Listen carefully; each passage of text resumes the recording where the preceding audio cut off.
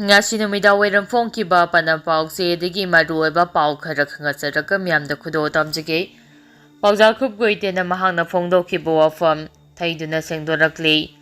Siroi Lily Festival lising aniga subna kunga mangage mangonina mahak masana phongdokhiba wafam ama viral oikhiba adugi matangda KSO Delhi and NCR ki president Paojakhup goitena sengdoraduna mahakti leba asigi santi pamjaba mioi ama oina mipum khudimaki punsibu protection pibaga loinana amato oiba wakholol asida lepa misakni Siroi Lily Festival adu aso engam thoandana mai pakna pangthoknaba thamkhiba wafam lana wahanto pinarakhiba leibak thibani hairi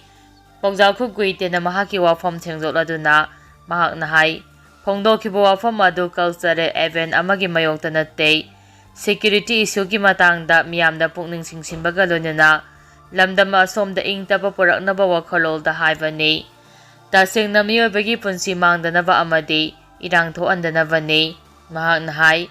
festival asigi mingda buffer zone thugaidanaba khanganbaga loinana buffer zone haibasi conflict region bu khaidokliba amadi law and order maintain tawriba mafamni community khudima pungak senaba yetnaba thoandanaba leiriba mafamni buffer zone haibasi division gi symbol amanate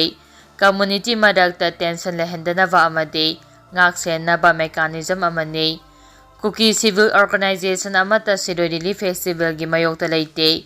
miyam pulapa matamda pamdaba thodosing thoktanaba ningthina manage tawgadabani haibani mahakna phongdokhiba wafam adu Balance Volunteer Group natraga militia amataga mari lenyate mahak matam pumbada peaceful protest amasung dialogue haibasida thajaba thamba misakni mahak matam pumbada India gi democratic principle bu ikai khumnai hanasu sengdorakli Makhatarapa paugda COCOMI FOCS na tunga na MHA gi official singa ngasi Delhi da unakhre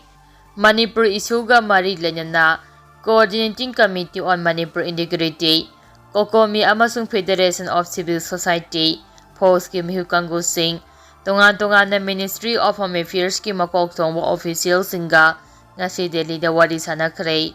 COCOMI ki campaign khuraijam athawbana luchingba Miyoy tare na saba mihukangu ga ahamba oina ngasi numit yungbadagi nungthil pung ani fawba chawrak na pung ani rom MHA gi official singa wari sanake amaramda FOCS ki president BM MHA na lusingba miyoy mangan saba mihu singa ngasi nungthil pung ani dagi nungthil pung mari ga minipu ga mangarum taba fawba MHA gi makok thongba official singa unaduna Manipur issue ki matangda wari sanake Ministry of Home Affairs ki maikedige Northeast Incharge A.K. Misra, MHA ki Joint Director Rajesh Kumbare Sarugyaki haide,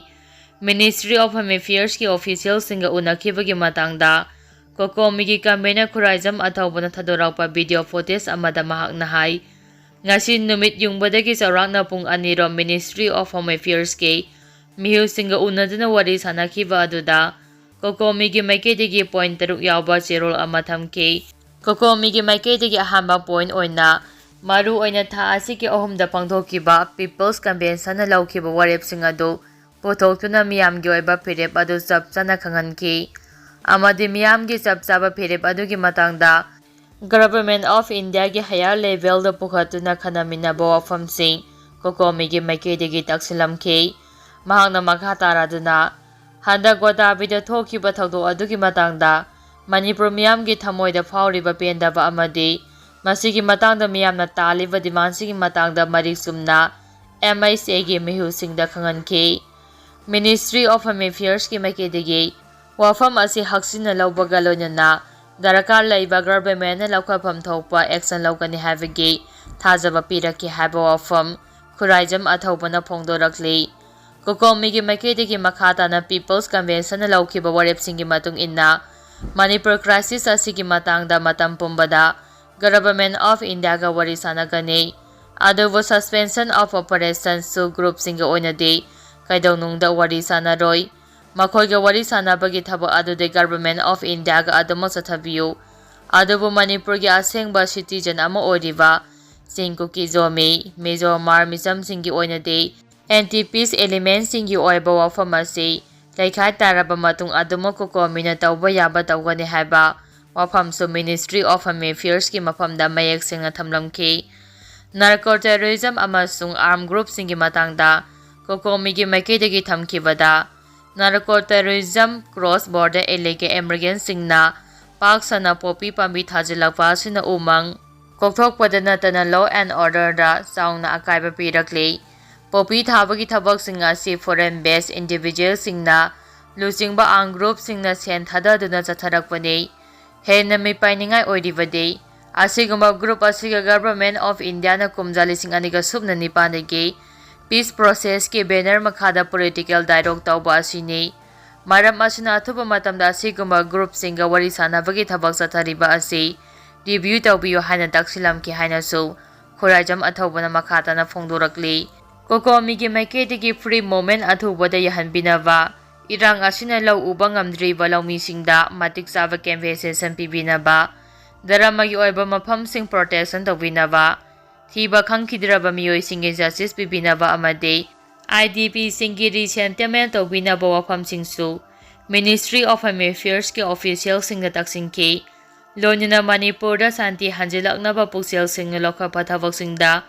ꯃꯇꯝ ꯄꯨꯝꯕꯗ COCOMIꯅ ꯃꯇꯦꯡ ꯄꯥꯡꯒꯅꯤ ꯍꯥꯏꯅ ꯈꯪꯍꯟꯕꯒ ꯂꯣꯏꯅꯅ anti piece ꯑꯦꯂꯤꯃꯦꯟꯠꯒꯤ ꯃꯊꯛꯇ ꯆꯞ ꯆꯥꯕ action ꯂꯧꯕꯤꯅꯕꯁꯨ ꯇꯛꯁꯤꯜꯂꯝꯈꯤ꯫ ꯅꯥꯀꯜ ꯑꯅꯤꯃꯛꯅ ꯃꯅꯤꯄꯨꯔꯗ ꯃꯍꯧꯁꯥꯒꯤ ꯐꯤꯚꯝꯗ ꯍꯟꯖꯤꯜꯂꯛꯅꯕ ꯍꯣꯠꯅꯃꯤꯟꯅꯕꯒ ꯂꯣꯏꯅꯅ ꯃꯈꯥ ꯇꯥꯅ ꯋꯥꯔꯤ ꯁꯥꯅꯅꯕꯗꯁꯨ ꯑꯃꯠꯇ ꯑꯣꯏꯅ ꯌꯥꯅꯈꯤ ꯍꯥꯏꯅ ꯈꯨꯔꯥꯏꯖꯝ ꯑꯊꯧꯕꯅ ꯃꯈꯥ ꯇꯥꯅ ꯐꯣꯡꯗꯣꯔꯛꯂꯤ꯫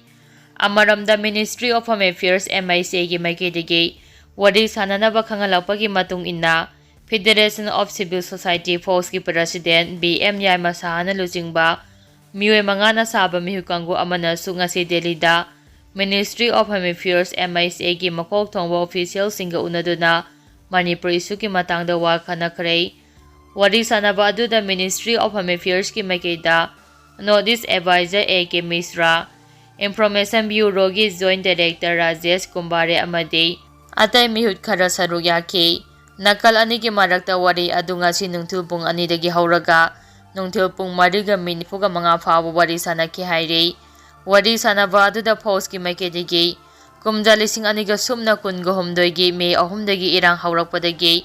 ꯉꯁꯤ ꯐꯥꯎꯕꯒꯤ ꯃꯇꯥꯡꯗ ꯃꯔꯤꯛ ꯆꯨꯝꯕ ꯋꯥꯔꯣꯜꯁꯤꯡ ꯊꯝꯕꯒ ꯂꯣꯏꯅꯅ ꯀꯨꯀꯤꯖꯣꯒꯤ ꯃꯥꯏꯀꯩꯗꯒꯤ ꯃꯈꯣꯏꯅ ꯆꯠꯊꯔꯛꯈꯤꯕ ꯊꯧꯑꯣꯡꯁꯤꯡꯒꯤ ꯃꯔꯤꯛ ꯆꯨꯝꯕ ꯋꯥꯐꯝꯁꯤꯡ ꯊꯝꯈꯤ꯫ ꯂꯣꯏꯅꯅ ꯆꯍꯤ ꯑꯁꯤꯒꯤ 12ꯗ ꯗꯦꯜꯂꯤꯗ ministry of home ꯑꯦꯐꯤꯌꯔꯁꯀ ꯎꯅꯗꯨꯅ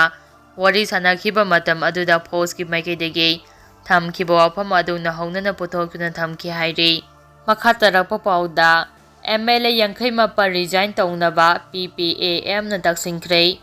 sitting MLA ꯑꯃꯗꯤ ꯐꯣꯔꯃꯔ MLAꯁꯤꯡꯒꯤ ꯕꯦꯅꯤꯐꯤꯠ ꯑꯃꯗꯤ ꯏꯟꯇꯥꯏꯇꯜꯃꯦꯟꯠꯁꯤꯡ ꯈꯪꯍꯜꯂꯨ ꯍꯥꯏꯅ ꯄꯤꯄꯜꯁ ꯄ꯭ꯔꯣꯒ꯭ꯔꯦꯁꯤꯚ ꯑꯦꯂꯥꯏꯟꯁ ꯃꯅꯤꯄꯨꯔ PPAMꯅ ꯃꯅꯤꯄꯨꯔ ꯂꯦꯖꯤꯁꯂꯦꯇꯤꯚ ꯑꯦꯁꯦꯝꯕ꯭ꯂꯤꯒꯤ ꯁꯦꯀ꯭ꯔꯦꯇꯔꯤꯗ ꯆꯦꯔꯣꯜ ꯄꯤꯁꯤꯟꯈ꯭ꯔꯦ꯫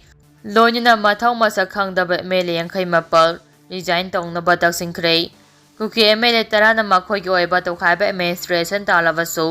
ꯃꯈꯣꯏꯒꯤ ꯃꯩ ꯏꯁꯤꯡꯅꯆꯤꯡꯕ ꯕꯖꯦꯠ ꯈꯨꯗꯤꯡꯃꯛ ꯑꯦꯁꯦꯝꯕ꯭ꯂꯤꯗꯒꯤ ꯂꯧꯗꯨꯅ ꯂꯩꯔꯝꯂꯦ ꯍꯥꯏꯅ